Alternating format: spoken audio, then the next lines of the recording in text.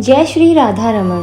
भगवान श्री हरि विष्णु स्वयं कहते हैं कि सभी मासों में से कार्तिक मास सबसे उत्तम है और इस अति पावन पवित्र मास में हम सुन रहे हैं पवित्र कार्तिक मास के महात्म्य को।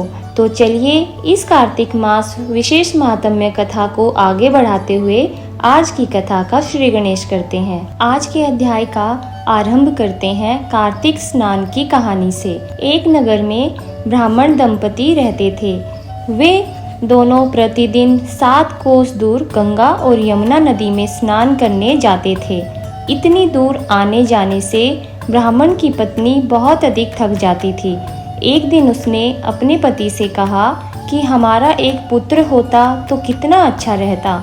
पुत्र का विवाह करते, हमारी बहू आती तो हमें घर वापस जाने पर खाना बना हुआ मिलता और बहू घर का सारा काम भी कर देती।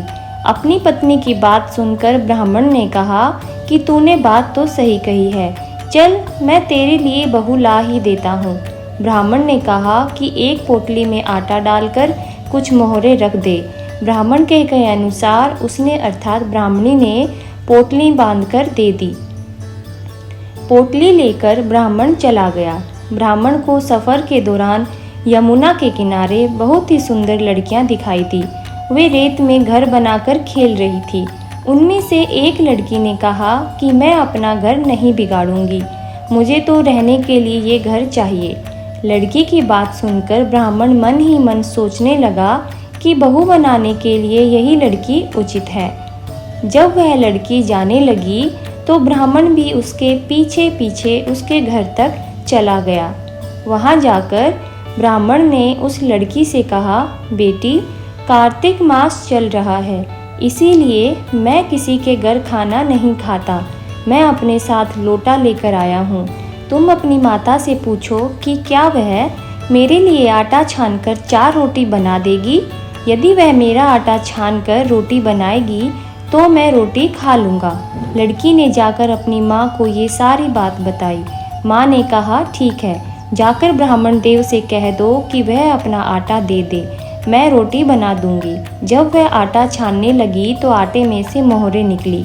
वह सोचने लगी कि जिसके आटे में इतनी मोहरे हैं उसके घर में कितनी मोहरे होंगी। जब ब्राह्मण खाना खाने बैठा तो लड़की की माँ ने उस ब्राह्मण से पूछा, क्या आपका कोई लड़का है और क्या आप उस लड़के की सगाई करने जा रहे हो। यह सुनकर ब्राह्मण ने कहा कि मेरा लड़का तो काशी में पढ़ने गया हुआ है, लेकिन यदि तुम कहो तो खांड कटोरे से विवाह करके तुम्हारी बेटी को अपने साथ ले जाऊं।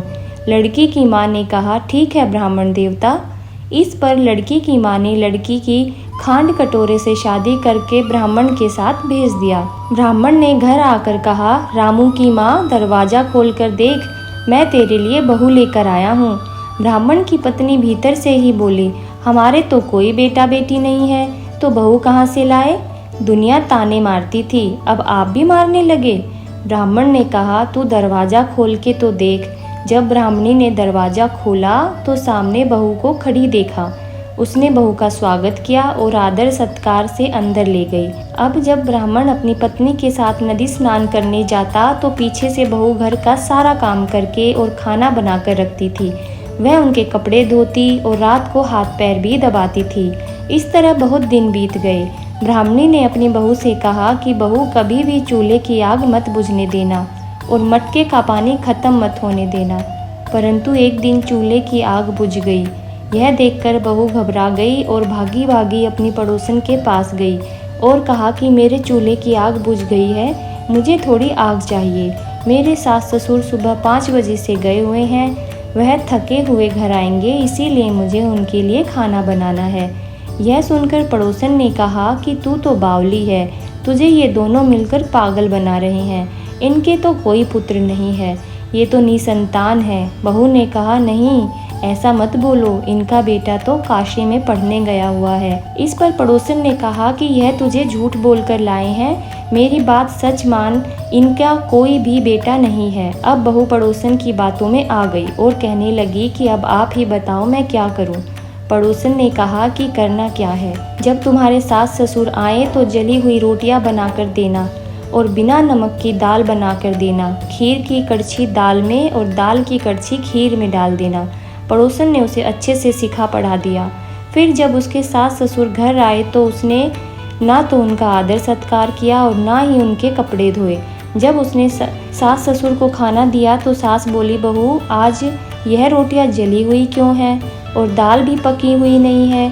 तब बहू ने पलट कर कहा कि एक दिन ऐसा खाना खा लोगे तो कुछ बिगड़ थोड़ी ना जाएगा। सास ससुर को खरी खोटी सुनाकर वह फिर से पड़ोसन के पास चली गई और बोली कि अब आगे क्या करना है। पड़ोसन ने कहा कि अब तुम सातों कोठों की चाबी मांग लेना।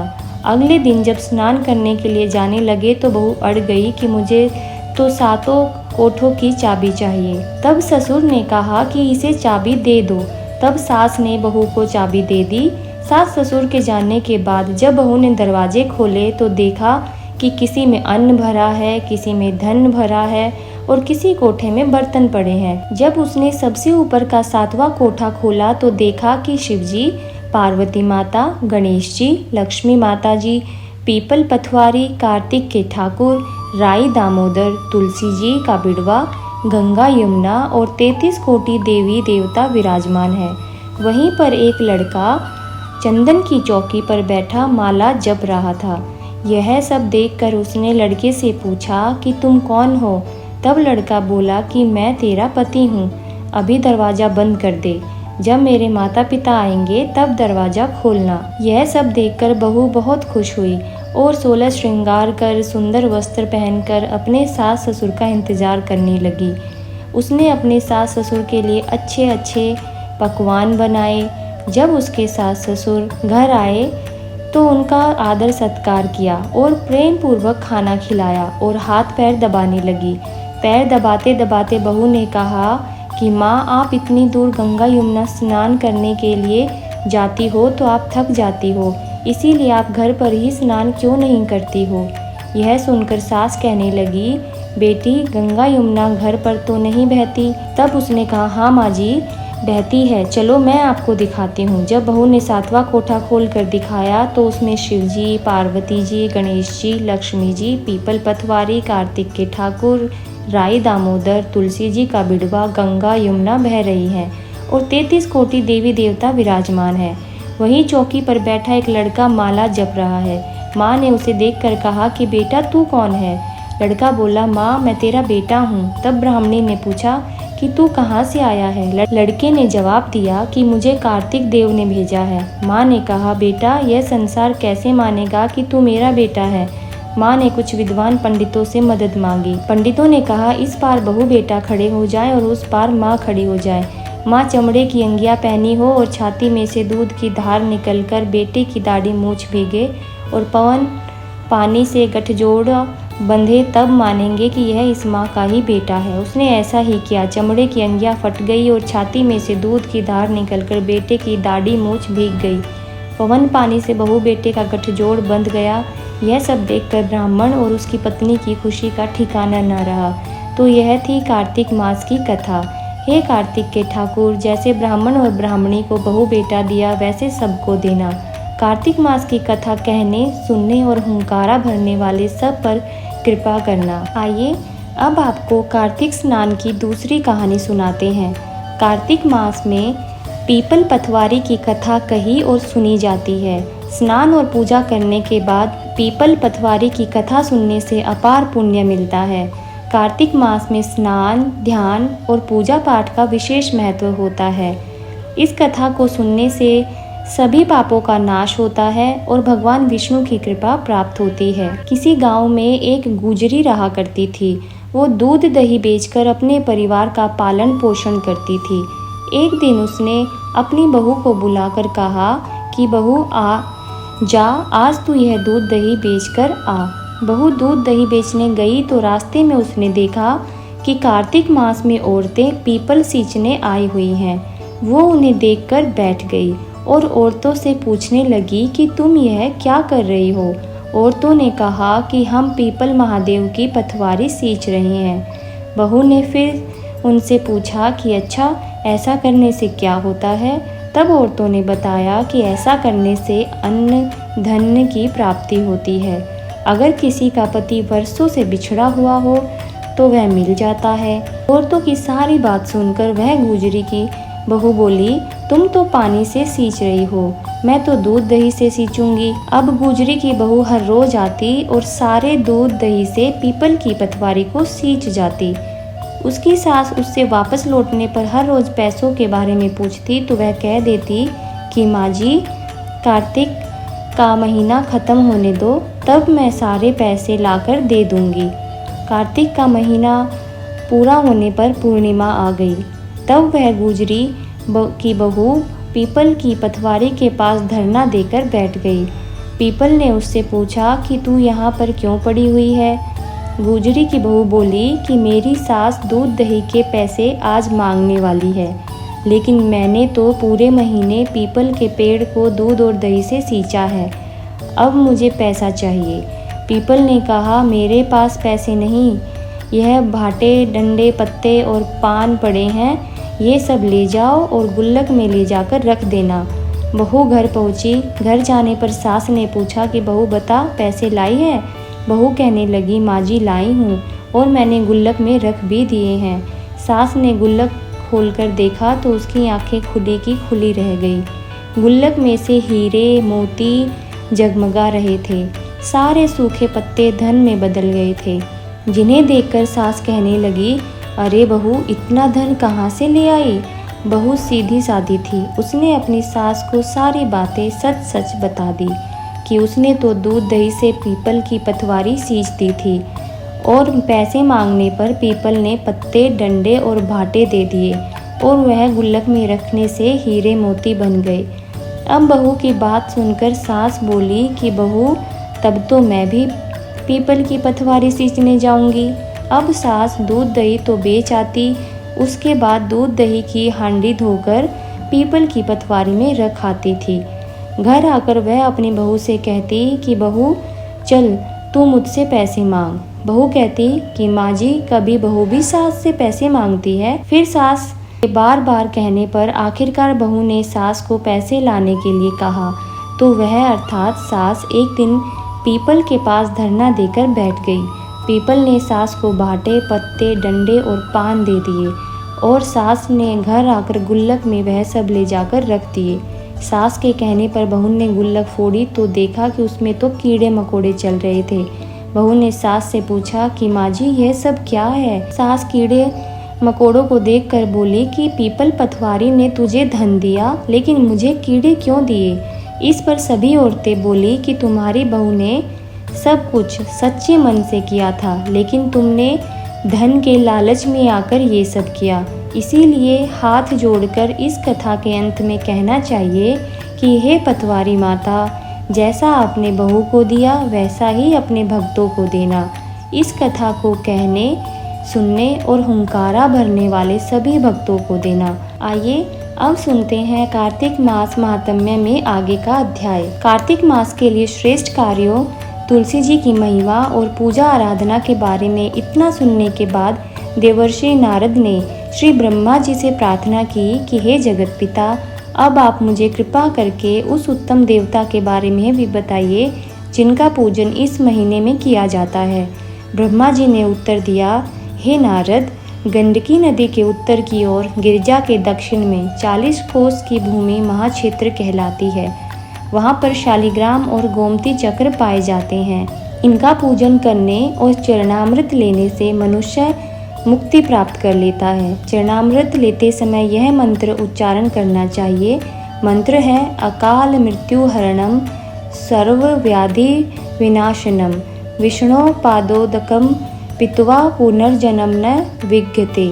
अर्थात भगवान विष्णु के चरणों का अमृत रूपी जल समस्त दुख पाप व्याधियों का नाश करने वाला, अकाल मृत्यु को हरने वाला और मोक्ष प्रदान करने वाला कल्याणकारी होता है। अतः यह औषधि के समान है। जल तब तक जल रहता है जब तक भगवान के चरणों से नहीं लगता। जैसे ही चरणों से लगा तो वह अमृत रूप होकर चरणामृत बन जाता है। जिस गोमती में एक चक्र हो उसको सुदर्शन, जिसमें 2 चक्र हो वह नारायण और जिस गोमती में 3 चक्र हो उसे अच्युत और जिसमें 4 चक्र हो उसे जनार्दन, जिसमें 5 चक्र हो उसे वासुदेव, 6 चक्र हो तो प्रद्युमन, 7 चक्र ले को संकर्षण, 8 चक्र वाले को नल, कुंवर और 9 चक्र वाले को विहू तथा 10 चक्र वाले को दशावतार कहते हैं। इनके दर्शन मात्र से ही मनुष्य मोक्ष को प्राप्त हो जाता है। जो भगवान के सामने वीणा या वंशी बजाता जाता है या गायन करता है वह भी स्वयं भगवान को प्राप्त हो जाता है। जो भगवान के आगे कार्तिक मास में मृदंग बजाता है भगवान उसे अपना सर्व प्रिय भक्त समझते हैं। जो भगवान के सामने नित्य श्रद्धा से धूप जलाता है वह कभी भी नरक में नहीं जाता। शंख में भरा हुआ या भगवान पर अर्पित किया हुआ जल अंगों से स्पर्श करने पर संपूर्ण रोग और पाप नष्ट होकर मनुष्य मुक्ति को प्राप्त कर लेता है। पूजन चाहे मंत्रों द्वारा पूरे विधि विधान से किया जाए या फिर सामान्य रूप से, परंतु मन में श्रद्धा सच्ची होनी चाहिए। पूर्ण श्रद्धा और निष्ठा से किया गया कार्तिक मास का स्नान, ध्यान, पूजा पाठ और व्रत अत्यंत फलदायी होता है। देवर्षि नारद स्वयं परम ज्ञानी थे। अब ब्रह्मा जी से यह सभी प्रश्न हम संसार प्राणियों की भलाई के लिए ही कर रहे थे। अतः अब श्री ब्रह्मा जी से देवर्षि नारद ने पूछा, हे पितामह, अब आप कार्तिक मास में जो दीपदान आदि किया जाता है उसका महात्म्य सुनाने की कृपा कीजिए।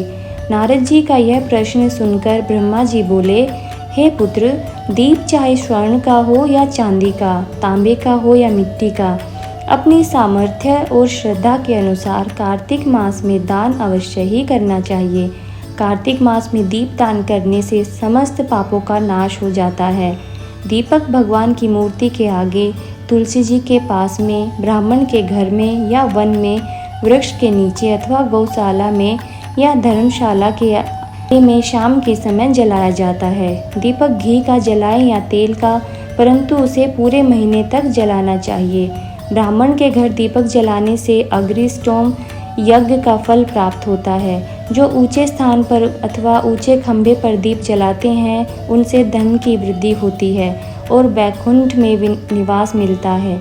दीप जलाते समय भगवान से प्रार्थना करनी चाहिए और कहना चाहिए कि हे भगवान, आपके ही लिए मैं हर दिन कार्तिक मास में दीप जलाती हूँ। कार्तिक मास में मथुरा, माघ में प्रयाग और वैशाख में हरिद्वार में स्नान और निवास करें तो यह अत्यंत ही उत्तम होता है। जब सूर्य तुला, मकर अथवा मेष राशि में हो उस समय किए जाने वाले नियम, व्रत, पूजा और दान बहुत ही शुभ फल देते हैं। इन महीनों में किए हुए व्रत, दान और शुभ कार्यों से सभी पापों का नाश हो जाता है। जिस प्रकार भगवान भास्कर यानी कि सूर्य के उदय होने से अंधकार का नाश हो जाता है और व्रज से पर्वत का, गरुड़ के भय से सांपों का, से मेघ का, ध्यान से दुख का और सिंह के भय से मृगों का नाश हो जाता है, ठीक उसी प्रकार मथुरा जी के दर्शन मात्र से ही सभी पापों का नाश हो जाता है। कार्तिक मास में स्नान और जागरण, दीप दान, तुलसी जी का दर्शन, पूजन, भगवान के मंदिर में झाड़ू लगाना, साफ सफाई करना, गाना बजाना, भगवान की कथा सुनना और सुनाना, कीर्तन कराना और कराना, यह सब शुभ कार्य होते हैं। इनके करने से श्रेष्ठ फलों की प्राप्ति होती है। पूर्व जन्म के पापों को नष्ट करने के लिए कुछ न कुछ दान, भजन, पूजन आदि करना अति उत्तम रहता है। श्री ब्रह्मा जी के मुख से पूर्व जन्म के पाप शब्द सुनकर देवर्षि नारद ने पूछा, हे भगवान, अभी अभी आपने कहा कि कार्तिक मास में स्नान दान करने से पूर्व जन्म के पाप भी नष्ट हो जाते हैं, तो किसी को यह कैसे पता चलेगा कि उसने अपने पूर्व जन्म में किस प्रकार के पाप किए हैं? किस प्रकार हम अपने पूर्व जन्म के पापों को जान सकते हैं? यह सुनने की भी मेरी इच्छा है। सो हे पितामह, अब आप कृपा करके इस बारे में भी मुझे बताइए। श्री ब्रह्मा जी बोले, हे पुत्र, पूर्व जन्म का ब्रह्म हत्यारा, क्षय रोगी और पर स्त्री गमन करने वाला कोढ़ी बन जाता है। सोना चुराने से नाखून खराब हो जाते हैं और मदिरा पीने वाले के दांत खराब हो जाते हैं। इस प्रकार मनुष्य के पूर्व जन्म के पापों को पहचाना जा सकता है। इस प्रकार के सभी पाप दान, तपस्या, व्रत आदि से निवारण हो जाते हैं। ब्रह्मा जी ने आगे कहा, हे देवर्षि, अब हम कुछ व्रत आदि बतलाते हैं। एक समय भोजन करने से और 3 दिन शाम और 3 दिन प्रातःकाल भोजन करने को अति कृच्छ व्रत कहते हैं। शाम के समय 12 ग्रास और प्रातःकाल में 26 ग्रास या 24 ग्रास खाने को भी अति कृच्छ व्रत कहा गया है। 3 दिन तक खाएं और फिर 3 दिन उपवास करें तो यह भी अति कृच्छ व्रत होता है। शाम के समय 1 ग्रास और प्रातःकाल में 1 ग्रास, फिर 2 दिन बगैर मांगा हुआ और 2 दिन तक उपवास करें तो यह व्रत भी अति कृच्छ व्रत कहलाता है। 21 दिन तक केवल दूध या पानी पीते रहें तो यह व्रत कृच्छ कक्ष व्रत कहलाता है। 12 दिन तक उपवास करना पुराक व्रत कहलाता है। 4 दिन कुछ नहीं खाना, फिर सत्तू खाना या फिर छाछ पीना, इसके बाद ब्राह्मणों को दक्षिणा देना सौम्य कृच्छ व्रत कहलाता है। इसी प्रकार 12 दिन तक उपवास करना द्वादश कृच्छ व्रत कहलाता है। तुला पुरुष का दान करना और गऊ का घी, दूध, दही तथा कुशा का जल पीना, दूसरे दिन उपवास करना, यह कृच्छ सतपन्न व्रत कहलाता है। कार्तिक शुक्ल चतुर्दशी को भगवान का पूजन करना चाहिए। उस रात को उपवास रखकर और कमर तक जल में खड़े रहकर रात्रि भर भजन करने को जल कृच्छ व्रत कहलाता है। जो इस व्रत को करता है वह बैकुंठ को प्राप्त कर लेता है। कार्तिक सुदी सप्तमी को घी खाकर फिर एकादशी को उपवास करने को पितामह कृच्छ व्रत कहा जाता है। यह पितामह कृच्छ व्रत करके दिन में भगवान श्री कृष्ण चंद्र का पूजन करें तो करने वाला तीनों लोकों में पवित्र होकर बैकुंठ लोक को प्राप्त कर लेता है। कार्तिक सुदी छठ से 3 दिन तक उपवास करने से महेंद्र कृच्छ व्रत हो जाता है। इसे कर मनुष्य दुर्लभ बैकुंठ लोक में वास प्राप्त कर लेता है। 3 दिन अन्न भक्षण करने और 3 दिन उपवास करने से पत्र पंचक व्रत हो जाता है। इसे वैष्णव कृच्छ व्रत कहा जाता है। अगर एकम से पंचमी तक केवल दही खाए, फिर एकादशी और द्वादशी को भगवान का पूजन करे तो उसे परम कृच्छ व्रत कहा गया है। इसके करने से श्वेत द्वीप में वास मिलता है। जो शुक्ल पक्ष की एकम से प्रतिदिन एक ग्रास कम करता है और अमावस्या को कुछ नहीं खाता तो यह चंद्रायण व्रत कहलाता है। यह 1 ग्रास 2 तोले अर्थात 25 ग्राम के लगभग मान्य होता है। एक बार में जितना भोजन आसानी से मुंह में आ जाए इतना ही ग्रास लेना चाहिए। कृष्ण पक्ष के आदि में अर्थात शुरुआत में 14 को 5 ग्रास और फिर हर दिन 1-1 ग्रास बढ़ाकर एक पक्ष में 240 ग्रास पूरे करने चाहिए। इसे भी चंद्रायण व्रत कहते हैं। जो व्यक्ति कार्तिक शुद्धि सप्तमी, अष्टमी, नवमी और दशमी को जल कमल खाए फिर एकादशी को उपवास करे तो यह लक्ष्मी व्रत कहलाता है। इस लक्ष्मी व्रत को करने वालों पर श्री लक्ष्मी जी की कृपा बनी रहती है और अंत में उन्हें भगवान विष्णु के वैकुंठ लोक में वास मिल जाता है। प्रतिदिन प्रातःकाल में 4 ग्रास और सायंकाल ना खाने से शिशु चंद्रायण व्रत होता है। पूरे कार्तिक मास तुलसी जी का और आंवले का पूजन करना चाहिए। अगर स्त्री व्रत करे तो उसे अपने पति की दीर्घायु की कामना भी करे। व्रत समाप्ति के बाद किसी ब्राह्मण को गाय दान या अपनी सामर्थ्य के अनुसार दान, दक्षिणा या भोजन आदि देना चाहिए। इन व्रतों को करने से व्रत करने वाला भगवान का प्रिय पात्र तो बन ही जाता है। इस लोक में वह सभी सुख और ऐश्वर्य को भोग कर अंत में मोक्ष को भी प्राप्त कर लेता है। ऐसा कहकर श्री ब्रह्मा जी कुछ देर के लिए मौन हो गए। जय श्री हरि विष्णु, जय लक्ष्मी माता। आज का अध्याय यहीं पर समाप्त हुआ। मिलते हैं कल फिर नए अध्याय के साथ। तब तक के लिए राधे राधे।